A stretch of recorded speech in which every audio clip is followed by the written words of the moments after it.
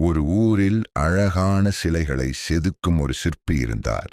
ஒரு நாள் அவர் தன் மகனிடம் ஒரு பழைய இரும்புத் துண்டை கொடுத்து, இதை சந்தையில் விற்று வா, ஆனால் மலிவாக கொடுத்து விடாதே என்றார். மகன் சந்தைக்குச் சென்றான். ஒரு பழைய இரும்பு வியாபாரி, இது துருப்பிடித்த இரும்பு, 10 ரூபாய்தான் என்றார். மகன் மறுத்துவிட்டான். அடுத்து ஒரு கொல்லனிடம் சென்றான். இதை ஊர்க்கி கருவி செய்யலாம், 100 ரூபாய் தருகிறேன் என்றார். அப்போதும் மகன் விற்கவில்லை. இறுதியில் ஒரு அருங்காட்சியகத்திற்குச் சென்றான்.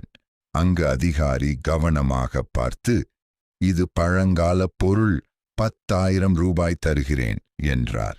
வீட்டுக்குத் திரும்பிய மகனிடம் தந்தை சிரித்துக்கொண்டே சொன்னார், உன் மதிப்பு தெரியாத இடத்தில் நீ இருந்தால் உன்னை மலிவாகவே எடை போடுவார்கள்.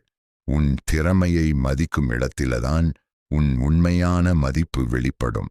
இந்த கதை பிடிச்சிருந்தா லைக் அண்ட் சப்ஸ்கிரைப்